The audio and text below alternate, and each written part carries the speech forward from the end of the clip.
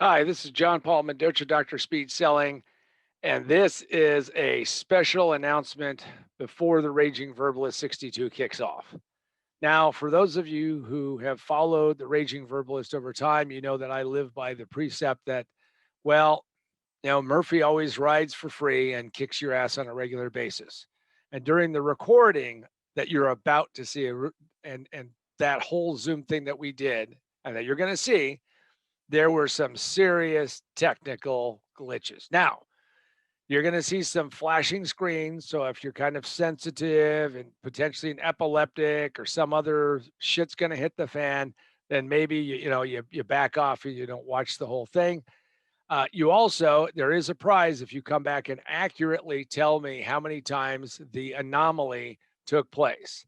Part of it was the fact that Zoom, through its infinite wisdom, actually made it very, very challenging for us to capture this because, well, Sandra lives in the frozen tundra of Nebraska. And every single time this happened, oh, and don't you love it that this thing, my phone just went off too. So we're leaving that in, damn it. Okay. People are kicking me in the, well, you know where. All right. So what happened is that every time that Sandra's little internet got a little choppy, Zoom thought that she was saying something, so it snapped back and forth. So I've warned you, count how many there are. If you send back the exact correct number, well, I don't know, I'll figure out something nice to do for you.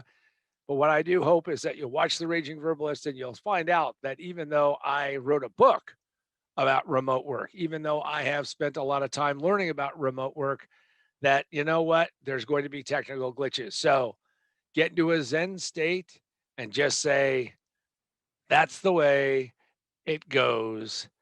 And now enjoy The Raging Verbalist number 62. Hello, everybody. This is John Paul Mendoza, Dr. Speed Selling. This is The Raging Verbalist number 62. For those of you who are just joining us the first time, Raging Verbalist, we talk about all kinds of topics at hand, kind of steer away from politics. But if you're into business, you're into getting your life better, getting all those things, it's great.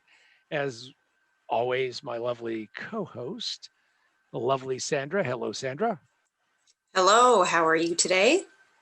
Good. Sandra has been putting up with near blizzard conditions. She has trekked via snowshoes to a secret location in the plains of Nebraska to be here today, and she is here trying to stay warm. So thank you, Sandra. And if it gets too loud, I'll mute you from the chattering teeth. So just keep that.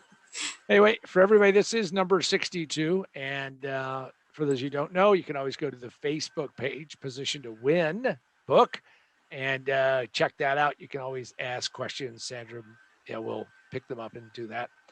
And also, this is up on the YouTube channel as Raging Verbalist, and you can do a like, you can do a comment, you can do a, subscribe, you can do all of the above. So anyway, so Sandra, why don't you kick us off with the question for today? All right, John, are you surprised at how much remote work has become the standard of how things are going today? Well, I'm not. I think that when COVID hit, coming up on a year ago, right? But then lockdown started to happen. I think a lot of people were really surprised that this was taking place, and they thought, well, this is just going to be like this little speed bump, a little blip. We're going to be back at it in no time. Don't worry about it. Everything is going to be all cool and good. And they thought they were running not even a sprint, but like a little 40-yard dash. And as typical of that mindset, they woke up and said, yikes. So today we have more remote work than we've ever had. And so I'm not surprised. In fact, I'm surprised that it hasn't gone further than it has. I also am kind of surprised at how people have stalled out. Part of what motivated today's line of questioning is maybe we can get people to a better spot and do things better. Because if you're going to work remotely, you might as well do it very well and not do it so poorly. So I'm not surprised. I am surprised at how few people are really trying to make this thing better. I've done a whole bunch of interviews, podcasts, some television, some radio, and always a question is some of the basics. All I can say is if you're out there, get better at remote work because I think it's going to be here for a while. It's going to take a while. So there you go, Sandra. What do we have next?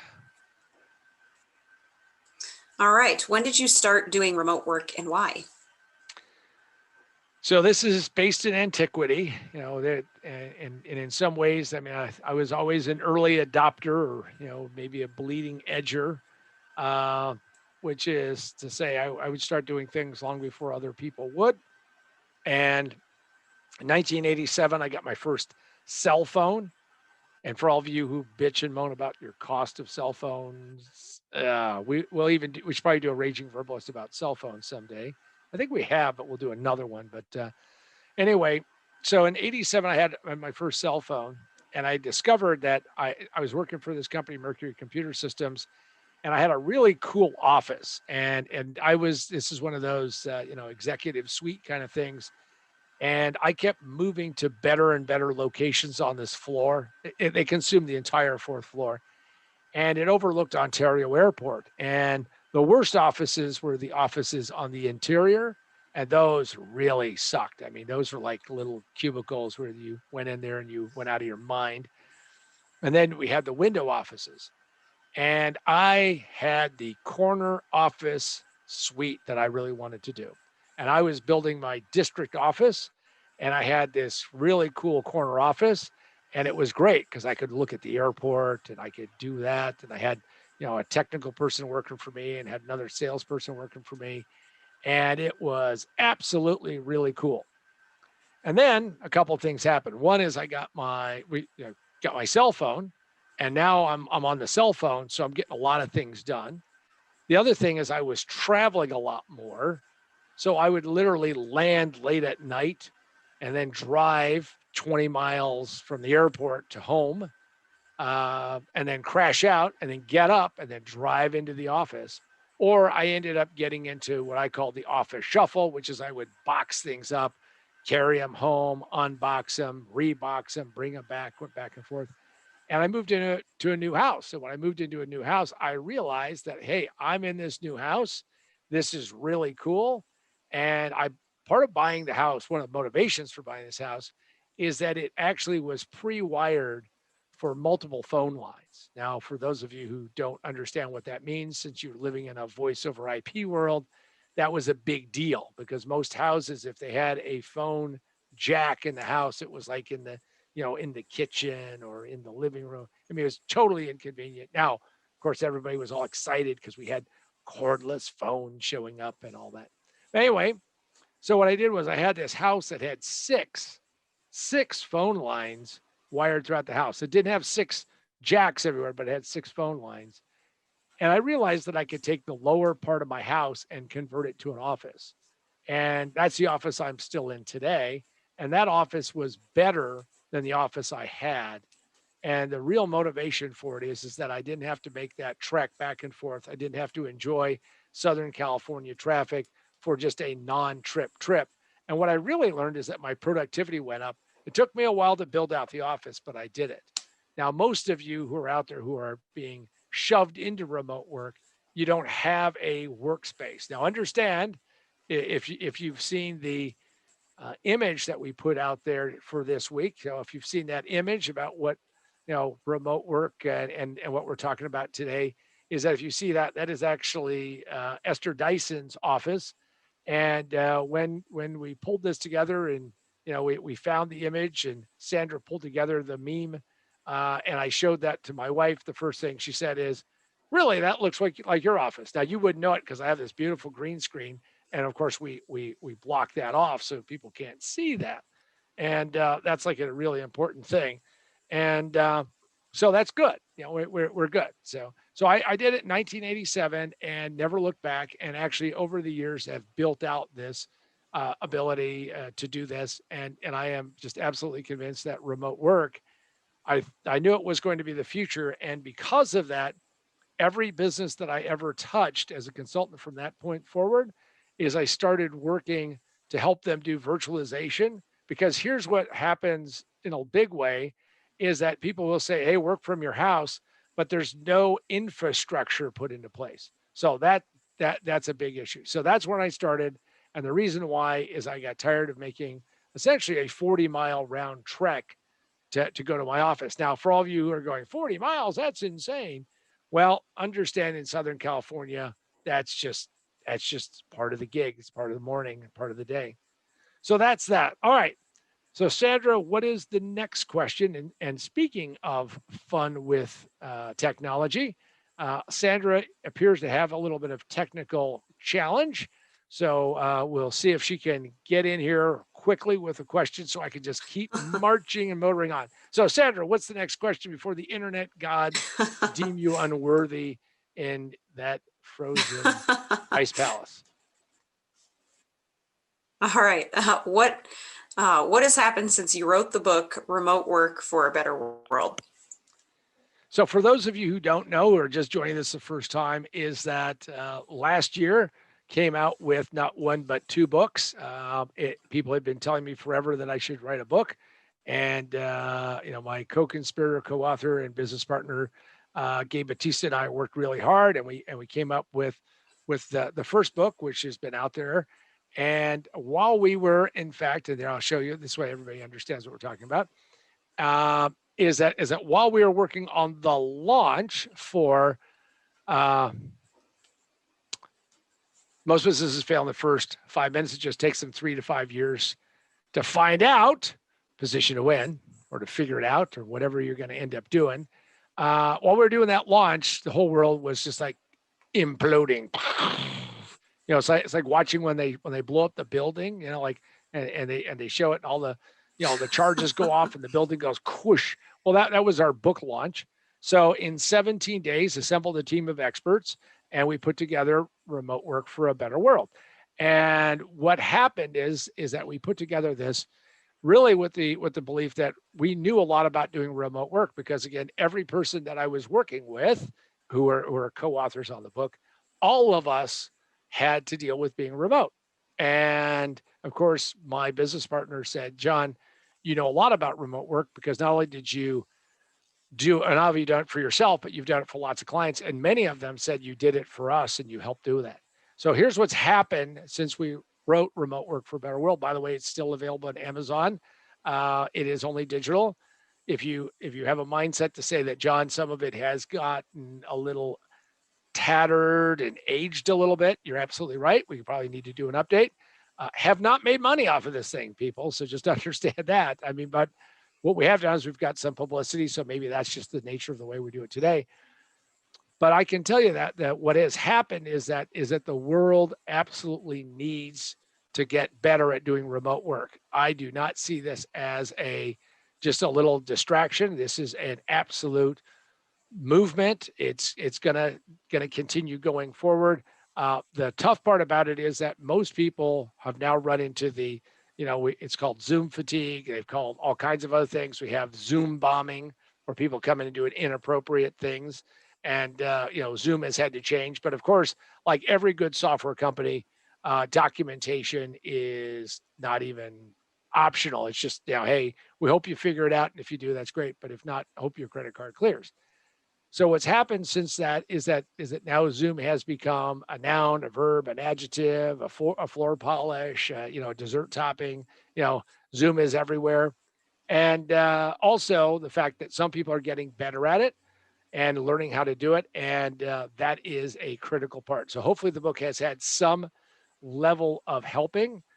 And also anybody who's out there who wants to learn how to become better at it, listen, it's 99 cents. I mean, if you get 1/3 of 1/2 of one idea, I don't know what that works out to percentage wise, you're gonna make it's worth the 99 cents. It was done because of one thing. How do we help people get better at this, not worse? Which then brings me to this shameless plug. First off, if you've not read this book or this book, go check them out, because I think it'll help you out, especially if you're in business. The red covered book, Most Businesses Fail in Their First 5 Minutes, is absolutely, absolutely correct. And I was just talking to somebody yesterday who said that everything was going along just fine, and they would get back in touch with me in a year when they saw how things shook out. Well, I already know just from that initial conversation that there's probably about a half dozen things I can help them with right off the bat. Uh, but they have to, in fact, come on and become a client. The most important thing is that people build upon the wrong foundation. And because of that, they end up going broke after they run out of other people's money. Now, if you ever feel like you have enough money that, I have enough, venture or friends or my own pocket, all I can tell you is lots of luck, because you got to think about how to position yourself the right way. And that's what that entire book is about. So you can go to positiontowinbook.com, and check it out. You can get an autographed copy, say something that you want me to write in the book. If it's really something I don't want to write, I won't do it. But anyway, but you get an autographed copy. That's not the cheapest way to buy the book. Cheapest way to buy the book is go to Amazon, Barnes & Noble, Books A Million, and all those places. You can buy it in digital form, also on Apple, and you can also get a physical copy. And then on the other side, you can get Remote Work for a Better World, and that's available only on Amazon Kindle. So having done that, we now know that, I was serious enough that I wasn't just sitting around, pontificating and grousing about it, and literally went out and said, how do we make this work better? And we went out and wrote a book about it. So having said that, where do we go from here, Sandra? Do you believe that remote work is a true trend and path? So I think that once people understand, not everybody, but once they understand the leverage that you get, the amount of time that you can recapture, and the productivity that you can go and do, is that remote work is going to be here. And in fact, is going to upset lots of people in society. Again, don't veer off into politics, but there's going to be a lot of people resistant to this because it upsets power structures. If it doesn't matter where you are to do what you do, and you can basically bring your gig with you, or bring a gig, or find other gigs, what it does is it creates this challenge to the hierarchy that exists. Doesn't matter which side of the fence you're on, political parties love hierarchy. Industries love hierarchy. Well, I'm going to tell you, no, you're not going to be, running a steel mill in your backyard. Okay, I got it. But the number of knowledge workers, as Drucker called them, when Peter Drucker talked about that, it made a lot of sense to me, but there were lots of barriers. Now we have opened that up. Does anyone out there believe that we're going to get slower internet speeds moving forward? Does anyone believe out there that we're not going to be more flexible and be able to do things while we're in a variety of different locations, and what's going to happen? Does anyone really truly believe that?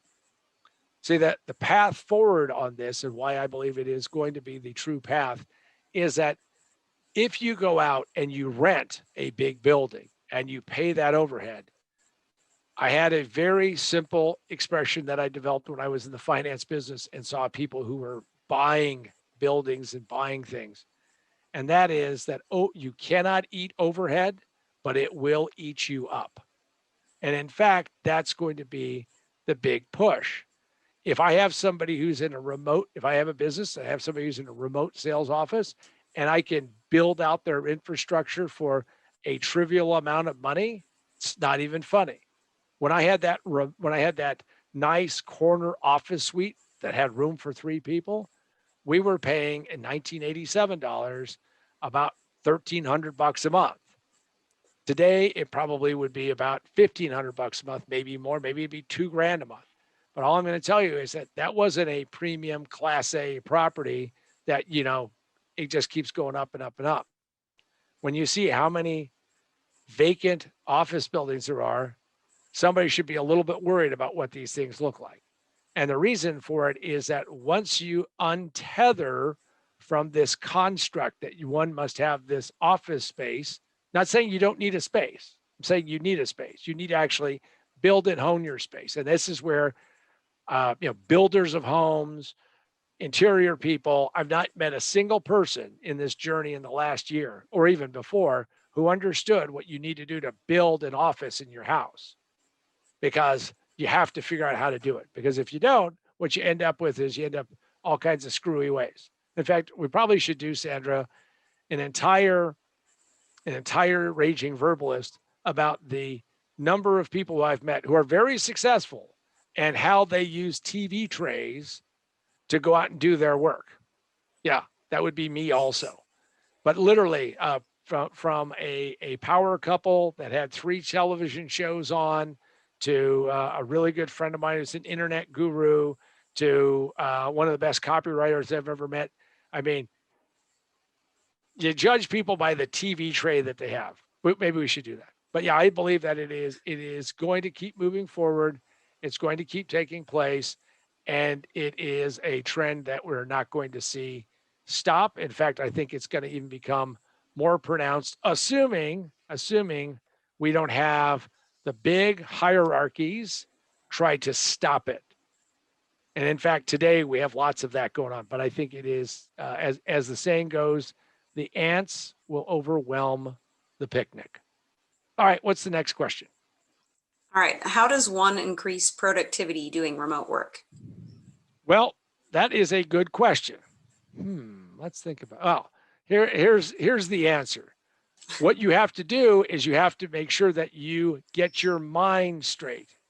Whatever you have to do to get your melon, think in the right way, that this is work. I'm doing work. I have worked with remote people who couldn't get that through their head, that their spouse, their kids, their pets, their whatever doesn't understand. I'm working, I'm doing things, I'm working. And if you can't get really good at blocking this out and really getting serious about it. Now, by the way, it doesn't mean that this doesn't happen in corporate offices. I have, by virtue of having worked on 30, hard to believe, 30 turnaround interventions. Every time there's a corporate or a regional office, they'll give me an office. Now, when I show up, what happens is that I notice that if I'm hanging out in a sales office, the amount of sales calls goes down because everybody wants to come over and say, hey, John, what do you think about this? Hey, what are you doing about this? What are we going to do for lunch? Now, all I'm going to tell you is that segregate the right way. I mean, I'm not talking about, hey, we're going to segregate. No, segregate your workspace. Make sure that your workspace is your workspace. Take it seriously. Build it out. Make sure it's comfortable. If it's not comfortable, hey, maybe you ought to buy a TV tray. Actually, I would recommend you buy TV trays. I mean, I carry TV trays when I travel. I mean, especially when I travel by cars, vans, not car, but vans, because I mean, and Sandra can attest to this. I mean, we have TV trays. Why? Because they're nice little trays. You set them up and you put stuff up and away you go. You ever come to a live event with me? You're going to see a lot of TV trays. So maybe one of the ways to boost it, and we don't even have an affiliate link. Maybe there's tvtrays.com or, and then, but that's one way to boost. Literally, it's one of the ways to boost productivity is to make sure that you have movable, portable workspace that you can work off of. So that is a big deal, making sure that you have workspace that is comfortable that you could do. If you have workspace that you have to close up every night or put aside, I'm going to tell you, I don't think that works. And you got to figure out how to reconfigure your life and how important that is. And so you got to think about that. The other thing is that you have to become excellent at blocking time. So whatever amount of time you need to do, you say, this is a block of time and I'm going to go do this. If I told you had to go see a doctor about a critical issue, cardiologist, you would block time. Now, I'm going to tell you, as the good doctor speed selling, that your sales cardiologist here, that you need to block time. Now, it is hard because there are lots and lots and lots of distractions.